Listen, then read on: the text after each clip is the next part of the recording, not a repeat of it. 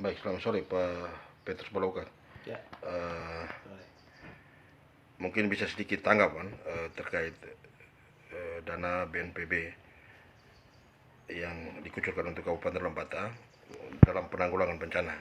Saat ini kan masyarakat lagi bertanya-tanya nih, apakah anggaran itu bisa turun atau tidak, karena menurut informasi ada terjadi mutasi pejabat pengelola anggaran tersebut.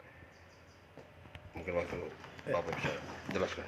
Baik, pertama terkait dengan uh, masyarakat penerima yang jadi target ini, itu kalau yang saya tahu saya soal dana bencana itu adalah dana yang diperuntukkan bagi masyarakat yang mengalami atau menjadi korban bencana pasca bencana gitu. Dan menurut saya yang saya ikuti itu biasanya by name by address, kemudian dengan data-data yang terkategorial. Ada misalnya kalau rumah-rumah itu dia rusak ringan, rusak berat gitu. Atau jalan karena longsor, itu semua harus terdata. Dia tidak bisa kemudian hanya dibuat dalam gelondongan kemudian dikirim ke pusat, kemudian pusat mengirim uang, tidak. Yang saya tahu saya waktu di zamannya almarhum itu data itu diverifikasi secara detail, sampai tim dari BPBN pusat juga turun untuk melakukan cross check lagi data itu. Jadi bagi saya data itu adalah data valid yang sasarannya jelas, siapa yang jadi korban, kerugiannya apa, itu kalau perumahan. Kalau soal jalan itu pendataan juga jelas, pengaruh apa, seroja dan segala macam gitu. Tapi untuk sementara ini kan eh, baik BNPB dan pemerintah provinsi sedang menyurati pemerintah kabupaten terkait ada pengalihan mutasi pejabat pengelola. Kira-kira tanggapan Bapak sebagai DPR, Bapak? Ya, jadi pertama ini terkait polemik soal mutasi yang dilakukan untuk memindahkan PPK saudara Karkaona ke Dinas PU, yang sebenarnya saudara ini ditetapkan menjadi PPK untuk bayar bencana. Saya mau katakan begini, ini uang APBN. APBN itu artinya kewenangan yang mengaturnya dari atas turun. Kita hanya memenuhi syarat, misalnya cost sharing. Cost sharing DPR dia juga sudah menyetujui. Kemudian terkait dengan siapa yang uh, menjadi PPK, itu kualifikasinya ditentukan dari atas turun. Dan kalau itu sudah diputuskan, menurut saya pemerintah daerah itu harus mengikutinya gitu. Sehingga tidak boleh menghambat proses eksekusi dari dana bencana ini. Karena itu bisa memicu gejolak, bisa memicu gejolak gitu. Tapi sementara ini kan gejolak itu sudah terjadi. Kira-kira mungkin di lembaga DPR sendiri bersikap seperti apa nanti? Kalau saya melihat ini, pertama, ini ada dua hal yang menurut saya prinsip.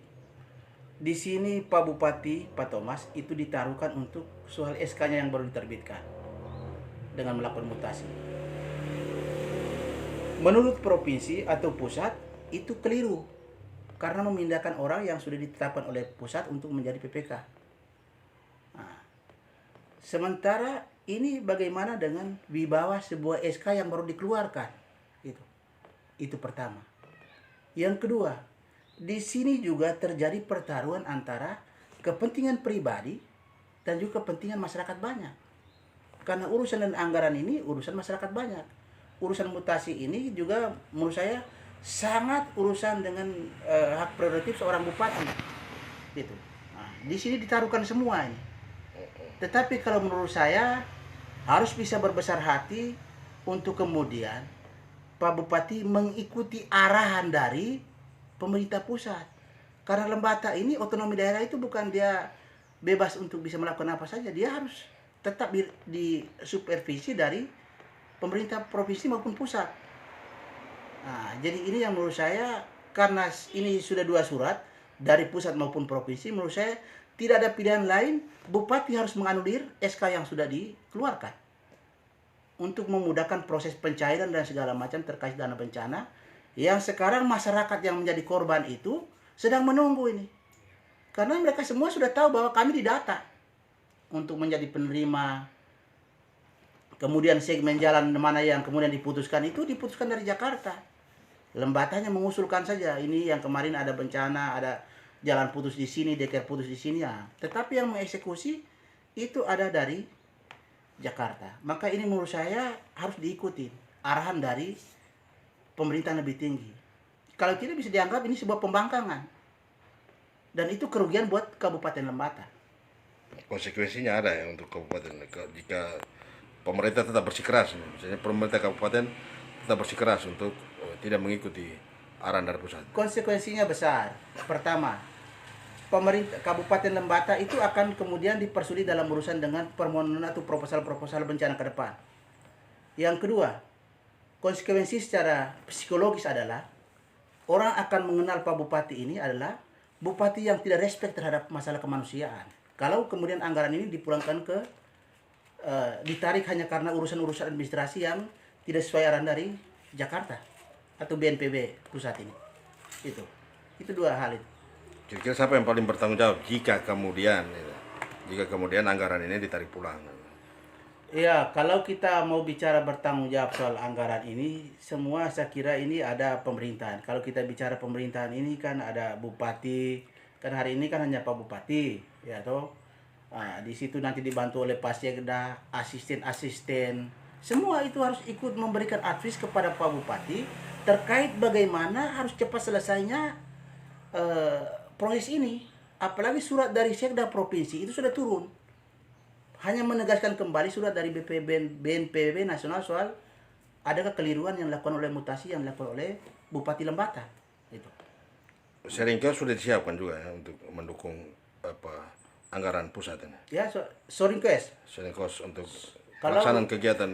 Co-sharing anggaran itu sudah. Ya, kita kemarin juga di penjadwalan itu ada beberapa anggaran yang digeser untuk masuk dalam mengakomodir dana bencana yang menurut saya tidak salah itu hampir sekitar 30-an miliar. Ada segmen jalur tengah ini ke atas dan ada segmen ke Atadei. Nah, itu ada segmen-segmen yang dibangun dari dana bencana. Nah, kemudian ada untuk mereka yang menjadi korban dari bencana kemarin itu juga terdata. Nah, begitu. Jadi pemerintah harus ikut, ini harus menganulir SK itu. Iya, karena kita ini hidup buat pemerintah itu ada hierarkinya, Bapak. Ada pemerintah pusat, ada pemerintah provinsi, dan ada pemerintahan paling bawah ini. Kalau di bawah ada kekeliruan, maka tugasnya mereka di atas itu melakukan, orang bilang menyuruh memperbaiki, melakukan supervisi supaya dia berjalan dengan pada realnya gitu. Nah, jadi kita ini bukan negara sendiri. Jadi kita boleh buat semena-mena, tidak. Ini pemerintahnya itu hierarki. Pusat, provinsi, kabupaten. Baik, terima kasih. Selamat sore, Bapak. Ya, sore.